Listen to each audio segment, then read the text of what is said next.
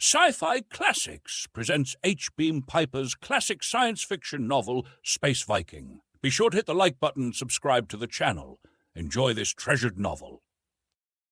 Space Viking by Henry Beam Piper. Chapter 1.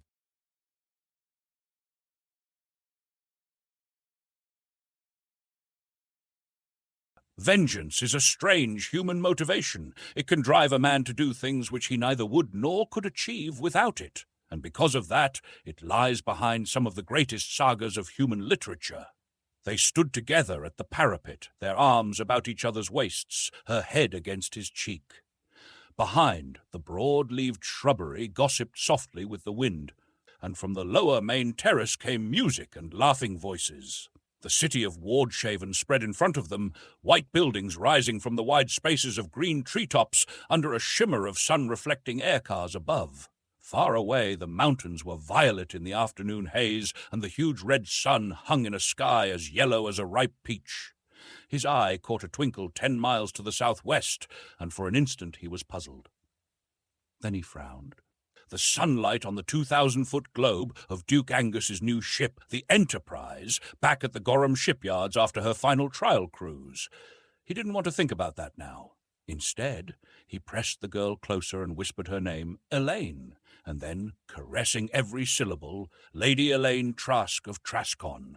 "Oh no, Lucas!" Her protest was half joking and half apprehensive. "It's bad luck to be called by your married name before the wedding. I've been calling you that in my mind since the night of the Duke's ball, when you were just home from school on Excalibur." She looked up from the corner of her eye. "That was when I started calling me that too," she confessed. "There's a terrace to the west at Traskon New House," he told her. "Tomorrow we'll have our dinner there and watch the sunset together." "I know. I thought that was to be our sunset watching place." "You have been peeking," he accused. "Traskon New House was to be your surprise. I always was a present peeker, New Year's and my birthdays, but I only saw it from the air. I'll be very surprised at everything inside," she promised, and very delighted. And when she'd seen everything, and Traskon New House wasn't a surprise anymore, they'd take a long space trip. He hadn't mentioned that to her yet. To some of the other sword worlds, Excalibur, of course, and Morglay and Flamberge and Durendal. No, not Durendal. The war had started there again. But they'd have so much fun, and she would see clear blue skies again and stars at night. The cloud veil hid the stars from Graham, and Elaine had missed them since coming home from Excalibur. The shadow of an aircar fell briefly upon them, and they looked up and turned their heads, in time to see it sink with graceful dignity toward the landing stage of Carval House, and he glimpsed its blazonry, sword and atom symbol, the badge of the ducal house of Ward. He wondered if it were Duke Angus himself, or just some of his people come ahead of him. They should get back to their guests, he supposed. Then he took her in his arms and kissed her, and she responded ardently. It must have been all of 5 minutes since they'd done that before. A slight cough behind them brought them apart and their heads around. It was Cesar Carval, grey-haired and portly, the breast of his blue coat gleaming with orders and decorations, and the sapphire in the pommel of his dress dagger twinkling. "I thought I'd find you two here," Elaine's father smiled. "You'll have tomorrow and tomorrow and tomorrow together, but need I remind you that today we have guests, and more coming every minute." "Who came in the Ward car?" Elaine asked. "Rovard Gruffis and Otto Harkerman. You never met him, did you, Lucas?" "No, not by introduction. I'd like to, before he spaces out." He had nothing against Harkerman personally, only against what he represented. "Is the Duke coming?" "Oh, surely. Lionel of New Haven and the Lord of Northport are coming with him. They're at the palace now." Carval hesitated. "His nephew's back in town." Elaine was distressed. She started to say, "Oh dear, I hope he doesn't." Has Dunnan been bothering Elaine again? Nothing to take notice of. He was here yesterday, demanding to speak with her. We got him to leave without too much unpleasantness. It'll be something for me to take notice of if he keeps it up after tomorrow. For his seconds and Andray Dunnan's, that was. He hoped it wouldn't come to that. He didn't want to have to shoot a kinsman to the House of Ward, and a crazy man to boot. "I'm terribly sorry for him," Elaine was saying. "Father, you should have let me talk to him. I might have made him understand." Cesar Carval was shocked. "Child, you couldn't have subjected yourself to that. The man is insane." Then he saw her bare shoulders and was even more shocked. "Elaine, your shawl!" Her hands went up and couldn't find it. She looked about in confused embarrassment. Amused, Lucas picked it from the shrub onto which she had tossed it and draped it over her shoulders, his hands lingering briefly. Then he gestured to the older man to precede them, and they entered the arboured walk. At the other end, in an open circle, a fountain played, white marble girls and boys bathing in the jade-green basin. Another piece of loot from one of the old Federation planets. That was something he'd tried to avoid in furnishing Traskon new house. There'd be a lot of that coming to Graham after Otto Harkonnen took the Enterprise to space. "I'll have to come back sometime and visit them," Elaine whispered to him. "They'll miss me." "You'll find a lot of new friends at your new home," he whispered back. "You wait till tomorrow." "I'm going to put a word in the Duke's ear about that fellow," Cesar Carval, still thinking of Dunnan, was saying. "If he speaks to him, maybe it'll do some good." "I doubt it. I don't think Duke Angus has any influence over him at all." Dunnan's mother had been the Duke's younger sister. From his father he had inherited what had originally been a prosperous barony. Now it was mortgaged to the top of the manor house aerial mast. The Duke had once assumed Dunnan's debts and refused to do so again. Dunnan had gone to space a few times, as a junior officer on trade and raid voyages into the old Federation. He was supposed to be a fair astrogator. He had expected his uncle to give him command of the Enterprise, which had been ridiculous. Disappointed in that, he had recruited a mercenary company and was seeking military employment. It was suspected that he was in correspondence with his uncle's worst enemy, Duke Omfrey of Glasspith. And he was obsessively in love with Elaine Carval, a passion which seemed to nourish itself on its own hopelessness. Maybe it would be a good idea to take that space trip right away. There ought to be a ship leaving Biglersport for one of the other sword worlds before long. They paused at the head of the escalators. The garden below was thronged with guests, the bright shawls of the ladies and the coats of the men making shifting colour patterns among the flower beds and on the lawns and under the trees. Serving robots, flame yellow and black in the Carval colours, floated about playing soft music and offering refreshments. There was a continuous spiral of changing costume colour around the circular robo-table. Voices babbled happily like a mountain river. As they stood looking down, another aircar circled low, green and gold, lettered Pan-Planet News Service. Cesar Carval swore in irritation. "Didn't there used to be something they called privacy?" he asked. "It's a big story, Cesar." It was more than the marriage of two people who happened to be in love with each other. It was the marriage of the farming and ranching barony of Traskon and the Carval steel mills. More, it was public announcement that the wealth and fighting men of both baronies were now aligned behind Duke Angus of Wardshaven. So it was a general holiday. Every industry had closed down at noon today and would be closed until morning after next, and there would be dancing in every park and feasting in every tavern. To sword-worlders, any excuse for a holiday was better than none. "There are people, Cesar. They have a right to have a good time with us. I know everybody at Traskon is watching this by screen." He raised his hand and waved to the news car, and when it swung its pickup around, he waved again. Then they went down the long escalator. Lady Lavina Carval was the centre of a cluster of matrons and dowages, around which tomorrow's bridesmaids fluttered like many-coloured butterflies. She took possession of her daughter and dragged her into the feminine circle. He saw Rovard Grafis, small and saturnine, Duke Angus's henchman, and Bert Sanderson, Lady Lavina's brother. They spoke, and then an upper servant, his tabard blazoned with the yellow flame and black hammer of Carval Mills, approached his master with some tale of domestic crisis, and the two went away together. "You haven't met Captain Harkonnen, Lucas," Rovard Grafis said. "I wish you'd come over and say hello and have a drink with him. I know your attitude, but he's a good sort. Personally, I wish we had a few like him around here." That was his main objection. There were fewer and fewer men of that sort on any of the sword worlds. Chapter 2. A dozen men clustered around the bartending robot, his cousin and family lawyer, Lucas Trask, Lothar Fail, the banker, Alex Gorham, the shipbuilder, and his son Basil, Baron Rathmore, more of the Wardshaven nobles whom he knew only distantly, and Otto Harkonnen. Harkonnen was a Space Viking. That would have set him apart, even if he hadn't topped the tallest of them by a head. He wore a short black jacket, heavily gold-braided, and black trousers inside ankle boots. The dagger on his belt was no mere dress ornament.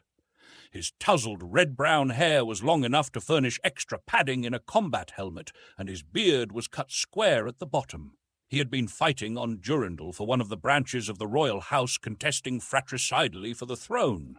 The wrong one, he had lost his ship and most of his men and almost his own life. He had been a penniless refugee on Flamberge, owning only the clothes he stood in and his personal weapons and the loyalty of half a dozen adventurers as penniless as himself when Duke Angus had invited him to Graham to command the Enterprise. "A pleasure, Lord Trask. I've met your lovely bride-to-be, and now that I meet you, let me congratulate both." Then, as they were having a drink together, he put his foot in it by asking, "You're not an investor in the Tanith adventure, are you?" He said he wasn't, and would have let it go at that. Young Basil Gorham had to get his foot in too. "Lord Trask does not approve of the Tanith adventure," he said scornfully. "He thinks we should stay home and produce wealth, instead of exporting robbery and murder to the old Federation for it." The smile remained on Otto Harkommen's face, only the friendliness was gone. He unobtrusively shifted his drink to his left hand. "Well, our operations are definable as robbery and murder," he agreed. "Space Vikings are professional robbers and murderers, and you object? Perhaps you find me personally objectionable?" "I wouldn't have shaken your hand or had a drink with you if I did. I don't care how many planets you raid, or cities you sack, or how many innocents, if that's what they are, you massacre in the old Federation. You couldn't possibly do anything worse than those people have been doing to one another for the past 10 centuries. What I object to is the way you're raiding the sword worlds. You're crazy!" Basil Gorham exploded. "Young man," Harkonnen reproved, "the conversation was between Lord Trask and myself, and when somebody makes a statement you don't understand, don't tell him he's crazy. Ask him what he means. What do you mean, Lord Trask? You should know. You've just raided Graham for 800 of our best men. You raided me for close to 40 vaqueros, farm workers, lumbermen, machine operators, and I doubt I'll be able to replace them with as good." He turned to the elder Gorham. "Alex, how many have you lost to Captain Harkonnen?" Gorham tried to make it a dozen. Pressed, he admitted to a score and a half. Roboticians, machine supervisors, programmers, a couple of engineers, a foreman. There was grudging agreement from the others. Bert Sanderson's engine works had lost almost as many of the same kind. Even Lothar Fail admitted to losing a computer man and a guard sergeant.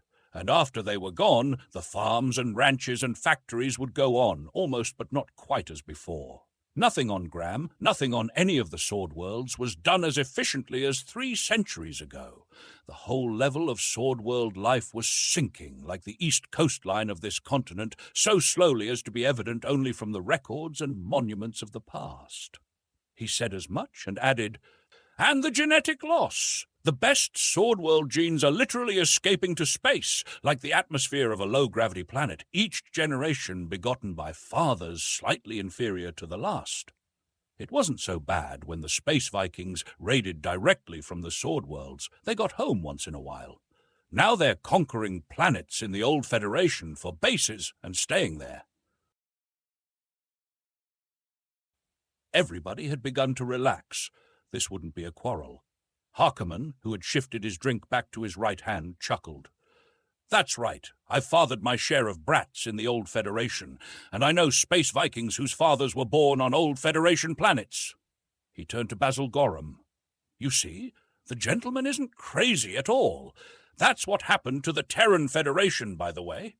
The good men all left to colonize, and the stuffed shirts and yes-men and herd followers and safety-firsters stayed on Terra and tried to govern the galaxy. Well, maybe this is all new to you, Captain, Rovard Graufis said sourly, but Lucas Trask's dirge for the decline and fall of the sword worlds is an old song to the rest of us. I have too much to do to stay here and argue. Lothar Fail evidently did intend to stay and argue.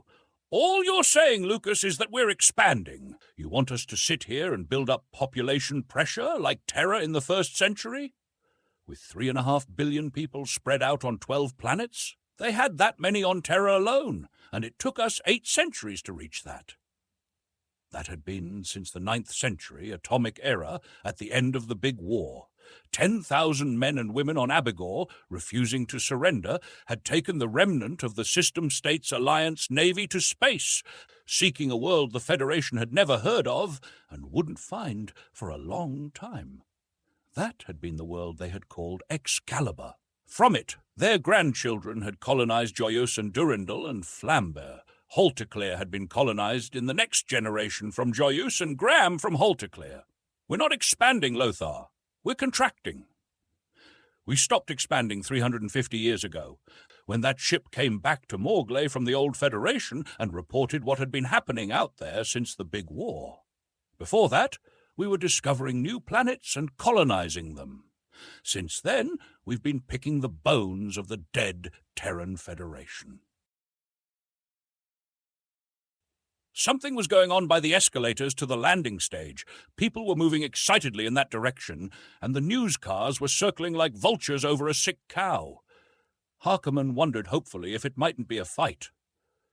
Some drunk being bounced, Nikolay, Lucas's cousin, commented. Cesar's let all Wardshaven in here today. But Lucas, this Tanith adventure, we're not making any hit-and-run raid. We're taking over a whole planet. It'll be another sword world in 40 or 50 years. Inside another century, we'll call the whole Federation, Baron Rathmore declared. He was a politician and never let exaggeration worry him. What I don't understand, Harkerman said, is why you support Duke Angus, Lord Trask, if you think the Tanith adventure's doing Graham so much harm.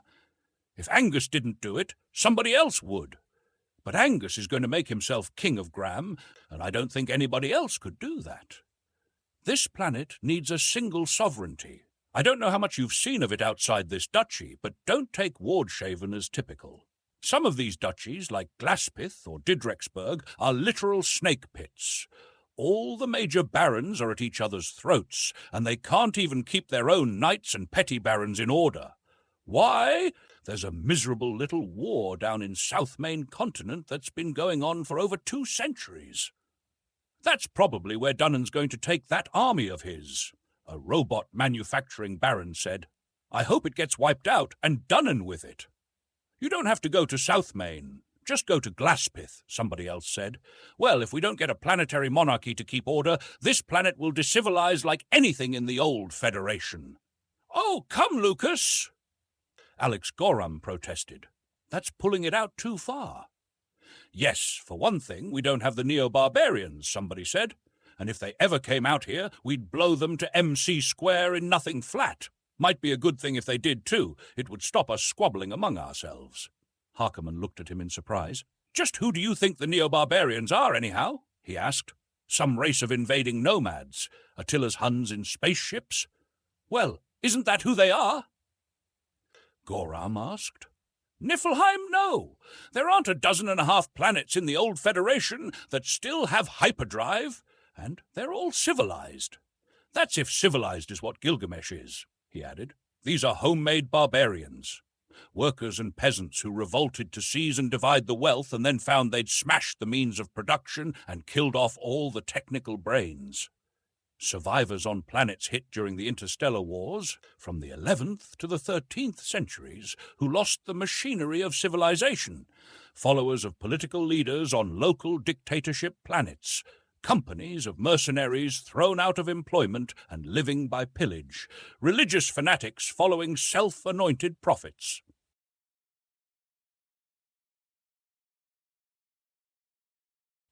You think we don't have plenty of neo-barbarian material here on Graham? Trask demanded. If you do, take a look around. Glaspith, somebody said. That collection of overripe gallows fruit Andray Dunnan's recruited, Rathmore mentioned. Alex Gorham was grumbling that his shipyard was full of them, agitators stirring up trouble, trying to organize a strike to get rid of the robots. Yes, Harkerman pounced on that last. I know of at least 40 instances on 12.5 planets in the last 8 centuries of anti-technological movements. They had them on Terra back as far as the 2nd century pre-atomic, and after Venus seceded from the First Federation before the Second Federation was organized. You're interested in history? Rathmore asked. A hobby. All spacemen have hobbies. There's very little work aboard ship in hyperspace. Boredom is the worst enemy. My guns and missiles officer, Van Larch, is a painter. Most of his work was lost with the Coruscant on Durandal, but he kept us from starving a few times on Flamberge by painting pictures and selling them. My hyperspatial astrogator, Gwat Kirby, composes music. He tries to express the mathematics of hyperspatial theory in musical terms. I don't care much for it myself, he admitted. I study history. You know, it's odd. Practically everything that's happened on any of the inhabited planets happened on Terra before the first spaceship. The garden immediately around them was quiet now. Everybody was over by the landing stage escalators. Harkerman would have said more, but at that moment he saw 6 of Cesar Carval's uniformed guardsmen run past. They were helmeted and in bulletproofs. One of them had an auto rifle, and the rest carried knobbed plastic truncheons. The Space Viking set down his drink. "Let's go," he said. "Our host is calling up his troops. I think the guests ought to find battle stations, too." Chapter 3. The gaily dressed crowd formed a semicircle facing the landing stage escalators. Everybody was staring in embarrassed curiosity, those behind craning over the shoulders of those in front. The ladies had drawn up their shawls in frigid formality. Many had even covered their heads. There were 4 news service cars hovering above. Whatever was going on was getting a planet-wide screen showing. The Carval guardsmen were trying to get through. Their sergeant was saying over and over, "Please, ladies and gentlemen, your pardon, noble sir," and getting nowhere. Otto Harkerman swore disgustedly and shoved the sergeant aside. "Make way here," he bellowed. "Let these guards pass." With that, he almost hurled a gaily dressed gentleman aside on either hand. They both turned to glare angrily, then got hastily out of his way. Meditating briefly on the uses of bad manners in an emergency, Trask followed with the others. The big Space Viking ploughed to the front, where Cesar Carval and Rovard Grafis and several others were standing. Facing them, 4 men in black cloaks stood with their backs to the escalators. 2 were common folk retainers, hired gunmen to be precise. They were at pains to keep their hands plainly in sight and seemed to be wishing themselves elsewhere. The man in front wore a diamond sunburst jewel on his beret, and his cloak was lined with pale blue silk. His thin, pointed face was deeply lined about the mouth and penciled with a thin black mustache. His eyes showed white all around the irises, and now and then his mouth would twitch in an involuntary grimace. Andray Dunnan. Trask wondered briefly how soon he would have to look at him from 25 meters over the sights of a pistol. The face of the slightly taller man who stood at his shoulder was paper white, expressionless, with a black beard. His name was Neville Orme. Nobody was quite sure whence he had come, and he was Dunnan's henchman and constant companion. "You lie!" Dunnan was shouting. "You lie damnably in your stinking teeth, all of you! You've intercepted every message she's tried to send me." "My daughter has sent you no messages, Lord Dunnan," Cesar Carval said with forced patience. "None but the one I just gave you, that she wants nothing whatever to do with you." "You think I believe that? You're holding her a prisoner. Satan only knows how you've been torturing her to force her into this abominable marriage." There was a stir among the bystanders that was more than well-mannered restraint could stand. Out of the murmur of incredulous voices, one woman's was quite audible. "Well, really, he actually is crazy." Dunnan, like everybody else, heard it. "Crazy, am I?" he blazed. "Because I can see through this hypocritical sham? Here's Lucas Trask, he wants an interest in Carval Mills, and here's Cesar Carval, he wants access to iron deposits on Trascon land, and my loving uncle, he wants the help of both of them in stealing Omfrey of Glaspith's duchy, and here's this loan shark of a Fail trying to claw my lands away from me, and Rovard Grafis, the fetch-dog of my uncle, who won't lift a finger to save his kinsman from ruin, and this foreigner Harkerman, who's swindled me out of command of the Enterprise. You're all plotting against me. Sir Neville, Grafis said, you can see that Lord Dunnan's not himself. If you're a good friend to him, you'll get him out of here before Duke Angus arrives. Orm leaned forward and spoke urgently in Dunnan's ear. Dunnan pushed him angrily away. Great Satan, are you against me too? He demanded. Orm caught his arm. You fool, do you want to ruin everything now? He lowered his voice. The rest was inaudible. No, curse you, I won't go till I've spoken to her face to face. There was another stir among the spectators. The crowd was parting, and Elaine was coming through, followed by her mother and Lady Sandrassen and 5 or 6 other matrons. They all had their shawls over their heads, right ends over left shoulders.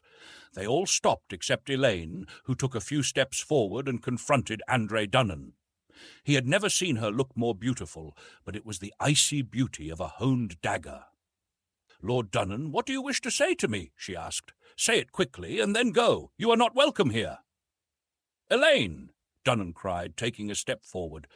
Why do you cover your head? Why do you speak to me as a stranger? I am Andray, who loves you. Why are you letting them force you into this wicked marriage? No one is forcing me. I am marrying Lord Trask willingly and happily because I love him. Now, please, go and make no more trouble at my wedding. That's a lie. They're making you say that. You don't have to marry him. They can't make you. Come with me now. They won't dare stop you.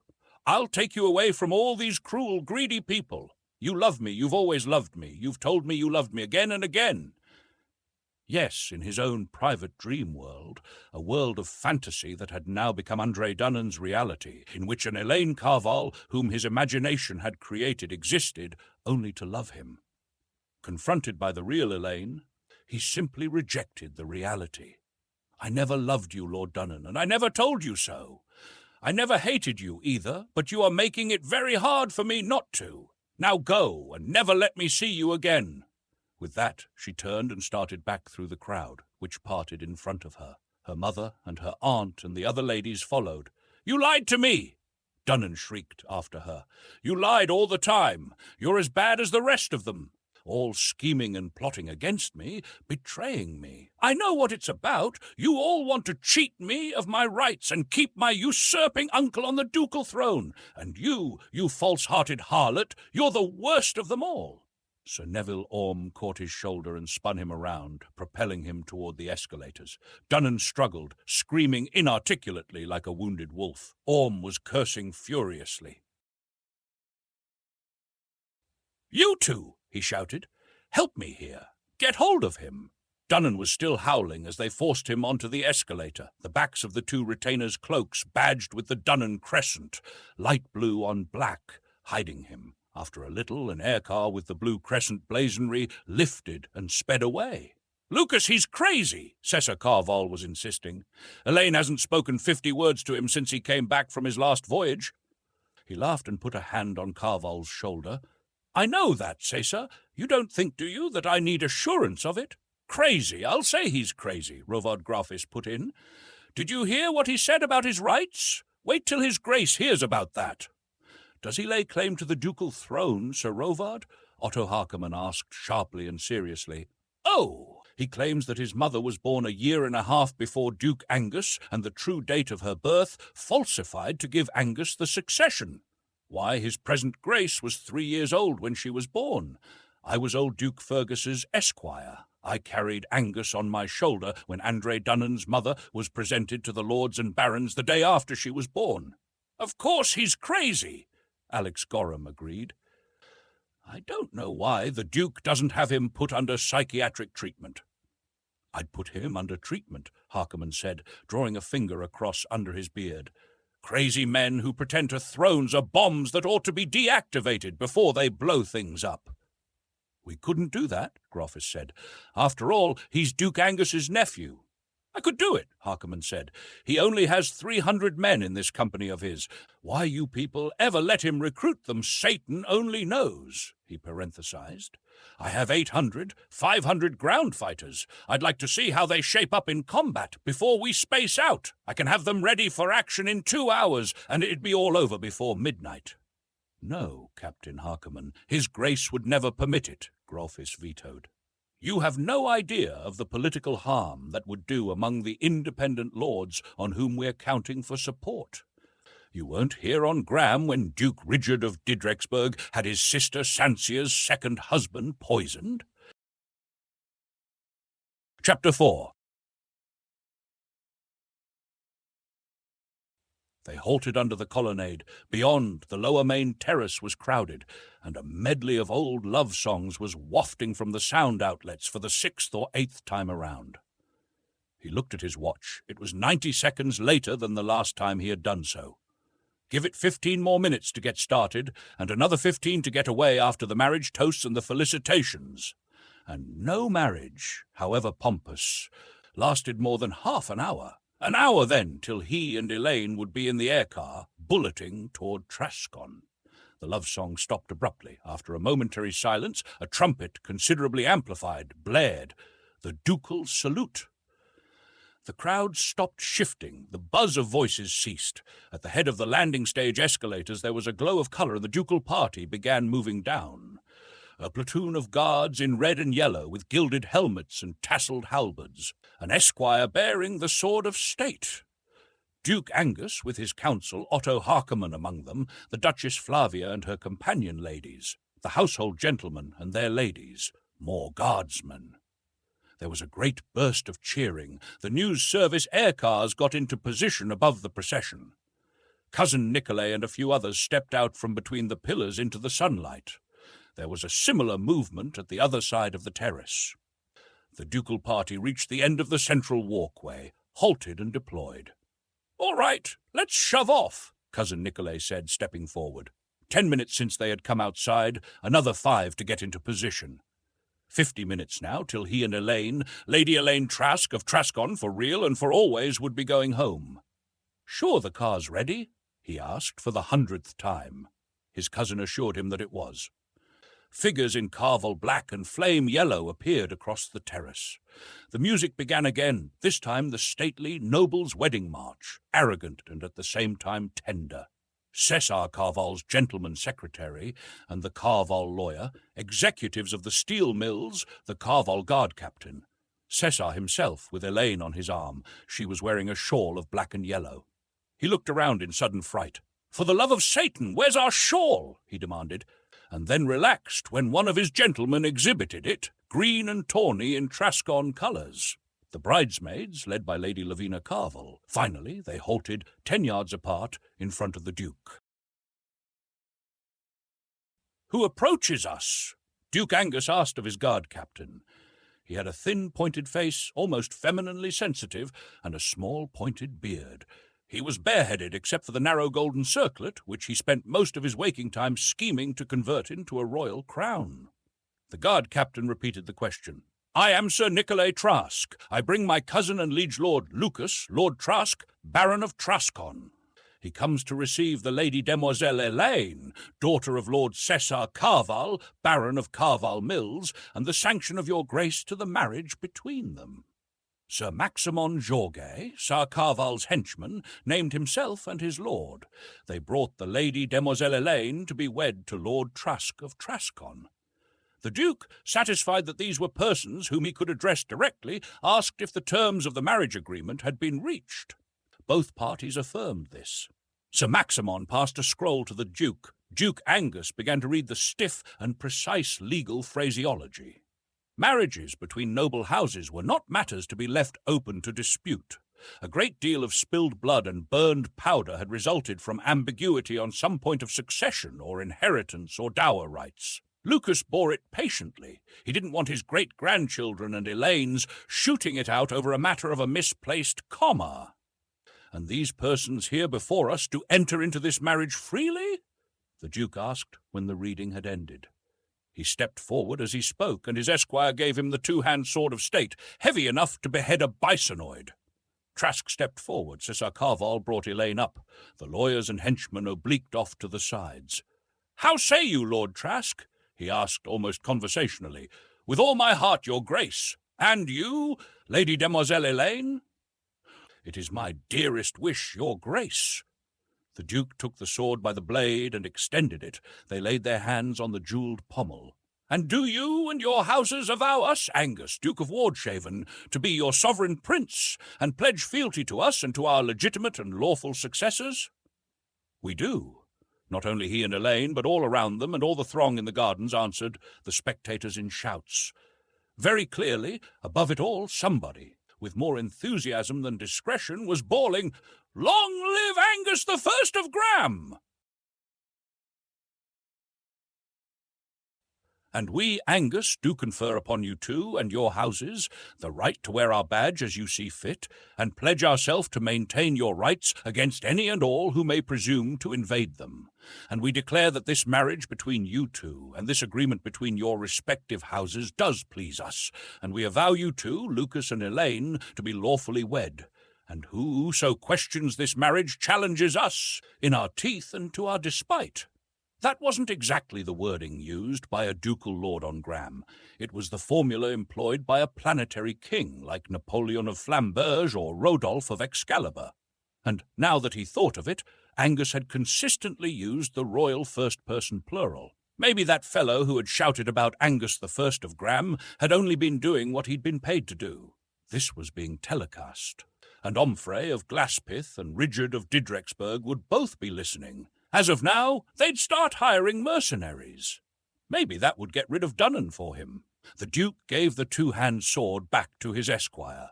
The young knight who was carrying the green and tawny shawl handed it to him, and Elaine dropped the black and yellow one from her shoulders, the only time a respectable woman ever did that in public, and her mother caught and folded it. He stepped forward and draped the Trask colours over her shoulders, and then took her in his arms. The cheering broke out again, and some of Cesar Carval's guardsmen began firing a pom-pom somewhere. It took a little longer than he had expected to finish with the toasts and shake hands with those who crowded around. Finally, the exit march started, down the long walkway to the landing stage, and the Duke and his party moved away to the rear to prepare for the wedding feast at which everybody but the bride and groom would celebrate. One of the bridesmaids gave Elaine a huge sheaf of flowers, which she was to toss back from the escalator. She held it in the crook of one arm and clung to his with the other. "Darling, we really made it," she was whispering, as though it were too wonderful to believe. Well, wasn't it? One of the news cars, orange and blue, that was Westland's telecast and teleprint, had floated just ahead of them and was letting down toward the landing stage. For a moment he was angry. That went beyond the outer orbit limits of journalistic propriety, even for Westland's TNT. Then he laughed. Today he was too happy for anger about anything. At the foot of the escalator, Elaine kicked off her gilded slippers. There was another pair in the car. He'd seen to that personally, and they stepped onto the escalator and turned about. The bridesmaids rushed forward and began struggling for the slippers, to the damage and disarray of their gowns, and when they were halfway up, Elaine heaved the bouquet, and it burst apart among them like a bomb of coloured fragrance, and the girls below snatched at the flowers, shrieking deliriously. Elaine stood blowing kisses to everybody, and he was shaking his clasped hands over his head until they were at the top. When they turned and stepped off, the orange and blue aircar had let down directly in front of them, blocking their way. Now he was really furious and started forward with a curse. Then he saw who was in the car. Andray Dunnan, his thin face contorted and the narrow moustache writhing on his upper lip. He had a slit beside the window open and was tilting the barrel of a submachine gun up and out of it. He shouted, and at the same time tripped Elaine and flung her down. He was throwing himself forward to cover her when there was a blasting multiple report. Something sledged him in the chest. His right leg crumpled under him. He fell and fell and fell endlessly through darkness, out of consciousness.